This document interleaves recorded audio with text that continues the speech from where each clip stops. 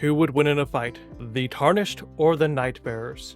Or in other words, the protagonist of Elden Ring versus the protagonist of Nightreign. How would a battle between the two of them actually go?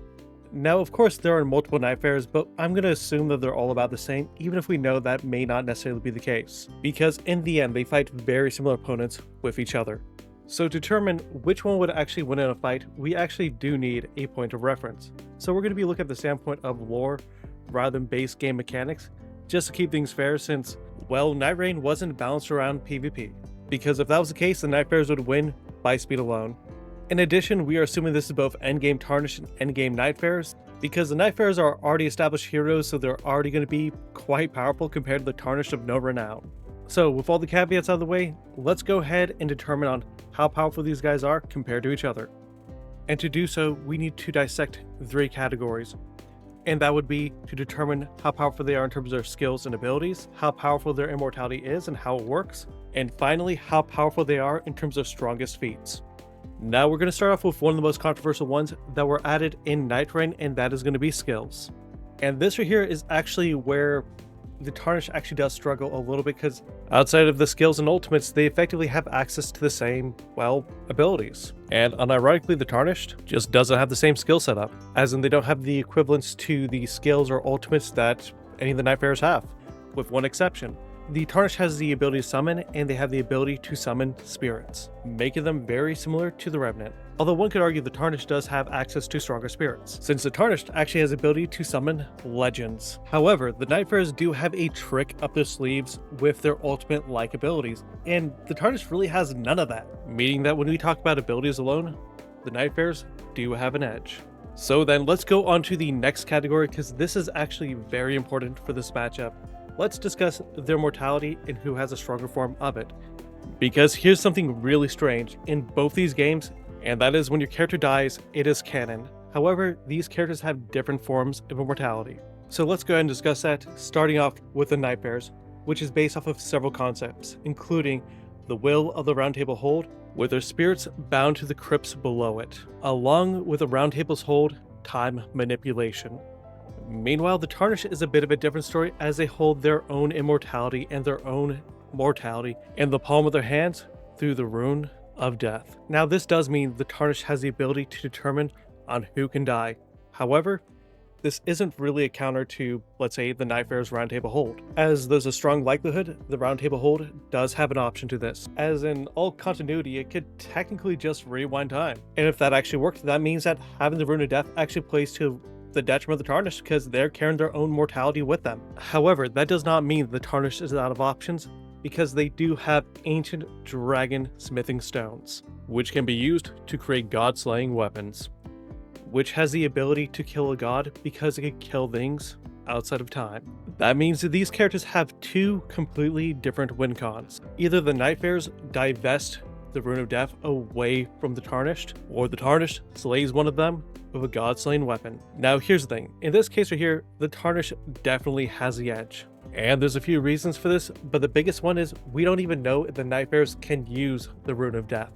Because the Tarnished is kind of unique in their ability to actually accumulate pretty much any rune they want, from Great Runes to the Rune of Death, to gain power. And even then, they would still have to take down the Tarnished in combat. So let's talk about the final category that's kind of important, and that is going to be feats in terms of both power and combat ability. And I'm going to be honest, we only have one solid feat here, and that is the burning of the Erdtree from the Tarnished from the Frenzied Flame route. And this right here is very similar to this destruction from the Erdtree from the Night Lords. Now that does come with the caveat of walking the Frenzied Flame path, so it may not be the most ideal comparison. So it might be better to compare different feats, specifically the feats of the Nightfarers and the Tarnished's opponents. So on Elden Ring's side, we got the gods versus, on the Nightreign side, the Night Lords. Now on Elden Ring's side, we have to define what the gods are, as in who they are, what makes them so powerful, and what classifies a god in Elden Ring. And so the 3 major gods is Goddess Arat Melania, Mikla and Consort Radahn, as well as Marika and Radabeast. Now here's the thing, in Elden Ring, all gods have 3 main things that make them a god. The ability to start their own age, the ability to sustain their own immortality, and the ability to alter the lands between to a reality warp and standard. In fact, this right here is why in Elden Ring you cannot die, because it was willed by America to do so. And that is why in every single different ending, you have different aspects in which alters the entire existence of that universe, and its effects permeate through everyone, all the way to the bare foundation of that reality. Now, this might seem very similar to the Night Lords, however, there is one small difference. The Night Lords have yet to control the very entirety of the lands between. In fact, this is the entire premise of the game, a fight between day and night. Now, there's one caveat I would like to mention. The constant fight between day and night is probably only sustained due to the time shenanigans from the Round Table Hold, because we see that thing is able to reset time. In fact, that is kind of the lore reason why you could fight Holster and a lot of these bosses again. They genuinely bake that into the lore, which is kind of awesome. And that is just to show and mention that the Night Lords and the gods are pretty relative. However, that does not equalize everything, because it is highly implied in the lore that the gods are stronger. Specifically because we know the Night Lords were opportunistic for the Shattering. They didn't challenge the gods and destroy the Erdtree. No, they simply took advantage of time and chaos. In addition, we know this kind of took a long time to set up too, since the night was approaching before Duchess was born and she was able to fully mature. So we know it's not just a cycling 3-day event. However, let's not do the Night Lords dirty, because they have some insane feats that the gods do not have. Specifically, the ability to pull power from alternate dimensions. And while every single one of these Night Lords are extra dimensional, in fact, they all seem to exist on a parallel plane. I mean, hell, they seem to have the ability to pull characters from different franchises. But the most obvious and the most impressive power of this feat is actually from Holster, who could split through the heavens to pull the power of a different Night Lord into himself. Now, despite this feat being absolutely impressive, this right here attributes to more of a hack rather than a show of power. And this is especially true given the fact we know the Night Lord is more of an amalgamation rather than a single entity, because otherwise it would not take him 20 plus years to accomplish a mission. And this right here is where the final comparison comes in, because compare this to the Tarnished or to Miquella and Prime Consort Radahn. Essentially, beating the game is the same thing these Night Lords are trying to do, but they still haven't done it yet. Meanwhile, if you didn't really stop Radahn and Miquella, pretty much there was nothing stopping them. So who would actually win from a fight between the Nightfarers and the Tarnished? Well, simple to say, the Tarnished just kind of edges out, at least when you look at the end of his quest.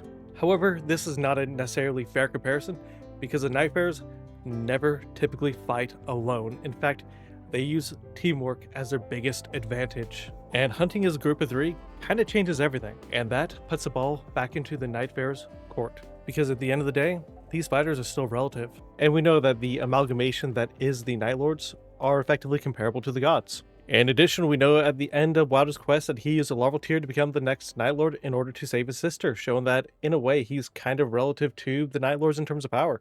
And given that's the case, it kind of stands to reason that while maybe a 1v1 or 1v2 may not be favorable for the Nightfarers, that 3, 4, 5, 6, 7, or all 8 Nightfarers fighting the Tarnished would probably have a much better chance of winning.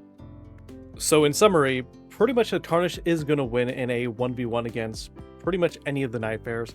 However, when you look at it as more of a group fight, using the strength in numbers, then it stands to reason that the Nightfarers will take that crown. However, that is just my personal take. You guys could go ahead and tell me down below whether or not you agree, disagree, and maybe if you want to add more to the conversation, then go ahead and comment down below.